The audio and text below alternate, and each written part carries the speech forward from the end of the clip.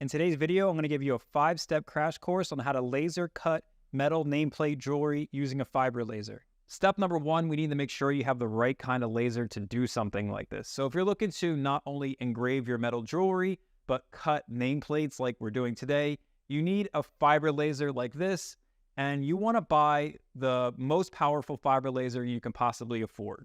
If you're going out and buying a new laser today, I would suggest buying at least 50 watts of power if you're looking to cut metal. My fiber laser here is 60 watts of power with a 150 millimeter lens. And while it gets the job done, if I was looking to start a production studio for cutting nameplates and pendants and that kind of thing, I would want 100, 150, or a 200 watt fiber laser. It would just make the process go so much quicker. Step 2, you need to choose the metal that you want to use for your nameplate. Right here is a piece of sterling silver. If you're unfamiliar, sterling silver is 92.5% pure silver, and the rest is made up of other metals. So if you ever see 925 on a piece of silver, that's what that means. This would work completely fine with pure silver, but I just didn't want to spend the extra money. For example, this is a 6-inch by 3-inch piece of sterling silver sheet, and this cost me about $150 shipped to my door. So you want to be mindful when you're using materials like this. As far as thickness goes, this is a 0.8 millimeter or 20 gauge thick sheet of sterling silver. Most nameplates that you see out there are going to be 1 millimeter thick or less. So I find that 0.8 millimeter is more than substantial enough for a nameplate tag. And silver sheets like this come in a bunch of different hardnesses. I chose half hard because that's what the guy on the website said to choose if you're just going to be doing laser cutting and laser engraving. But there are a bunch of other ones that you can choose from. Step 3, it's time to design our nameplates. I'm going to be using Adobe Illustrator, but you can use whatever vector-based editing software you want. The process is going to be more or less the same thing regardless of what software you choose. Now, the main task is going to be deciding on what font you want to use. My nameplate example for today, my daughter's birthday is in a couple weeks, so I'm making this for her. But you can see I wrote her name in 2 different style fonts here. One's a script font, and below we have a sans serif font. And most of the time, the nameplates you see are going to be done in a script font. And you can tell a script font by the presence of connecting strokes. So all of these strokes that connect the letters to each other, those are called connecting strokes. And when you have something like a sans serif font, there are no connecting strokes. Each letter is in its own space.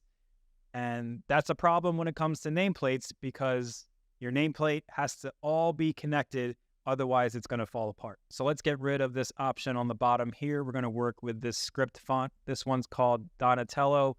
It's a great font for this type of nameplate design. Since this is a crash course video, I'm going to go through the next steps pretty quickly. I'll leave them on the screen, but I'm not going to describe each step that I'm taking. If you want me to do a step-by-step tutorial, leave a comment under the video, and if there's enough interest, I'll definitely do that.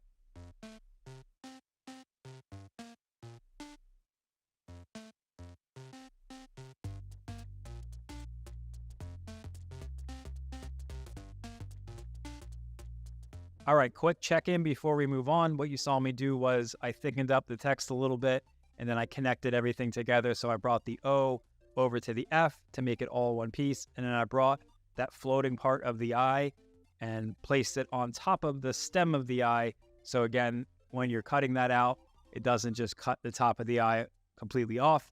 It's all one piece. All right, last step in my design phase, I need to add the 2 little connection points for the necklace. So that's what you see here with these 2 sets of circles on each side. First, I'm going to convert this to a stroke and get rid of the fill. And then I'm just going to pop these down and connect them to my letters on each side of the name.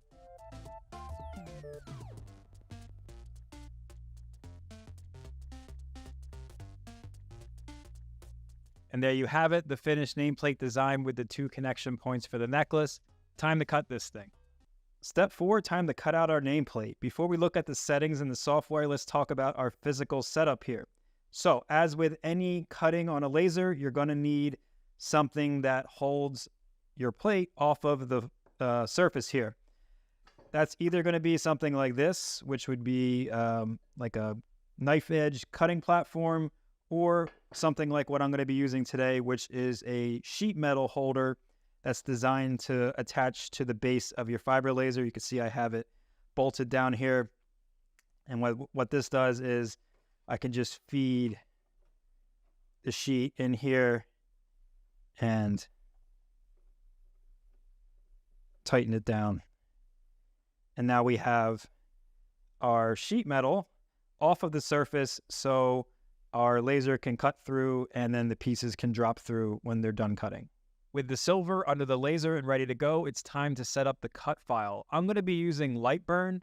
If you're using a fiber laser like the one that I have here, you're most likely going to be using Lightburn or Ezcad.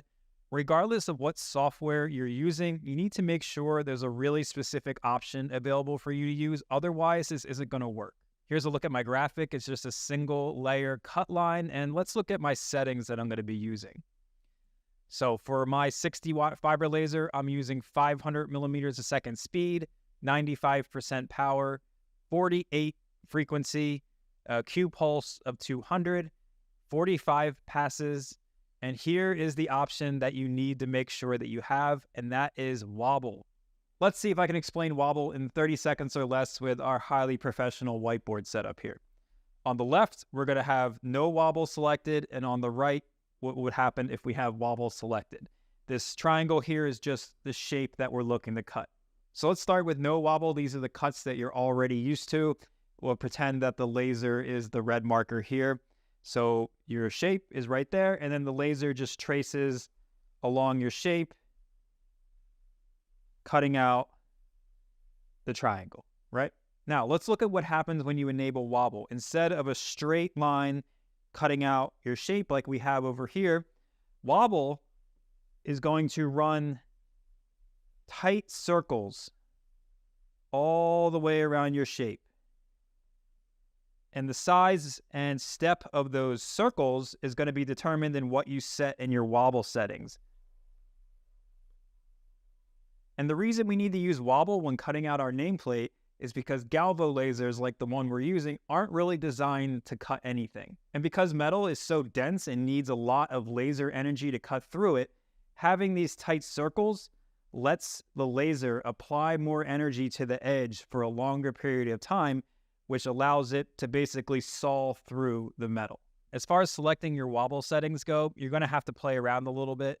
It depends on how powerful your laser is, how thick the metal is that you're looking to cut. I find that 0.03 step and 0.3 size has worked the best for me. If your wobble's too small, it's really hard to get your cut piece out of the metal when you're done. And if your wobble's too big, well, you're going to end up cutting into too much detail in your nameplate. And since these are small little designs as is, you want to keep as much detail as possible. I found that 0.03, 0.3 has worked pretty well for me with this sterling silver. All right, let's run this.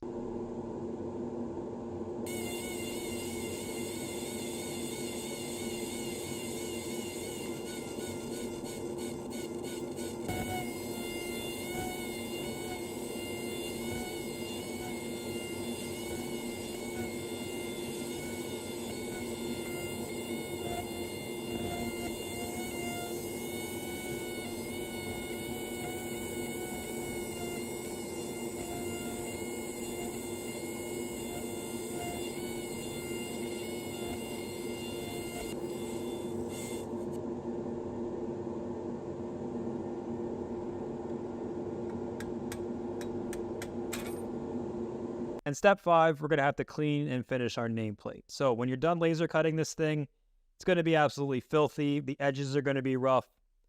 It needs a little bit of TLC. So you can do this process by hand, or you can opt to pick up something like what I have here, which is a jewelry tumbler. What I'm going to do is just throw this into the tumbler with this stainless steel media, a little bit of burnishing compound, and some water. And I'm just going to let it run for about a half hour.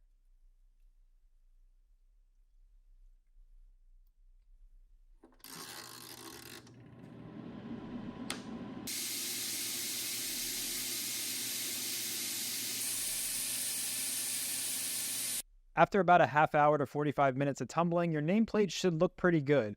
To finish it off, I polished with a little bit of this silver cream. All right, let's take a look at our finished sterling silver nameplate. Looks a lot cleaner than the last time we saw it, isn't it? And you can see all that magnetic tumbler did was knock down and smooth out the edges and gave it a real nice finish on the front. You could take this down even further, all the way to a mirror finish. I'm not a jewelry guy, so I'm not exactly sure how to polish jewelry like that, but if you have a background in that, you could easily do it. And here's a couple other things you can do. Here's an example of a little pendant that I cut out, and I also engraved the border and I engraved the name in there. Looks super nice. And you could also cut blanks if you wanted to. So here's just a little heart blank you could add to a necklace and engrave it later if you wanted to. All right, if you have any questions, leave them in the comment section below. Otherwise, thanks for watching.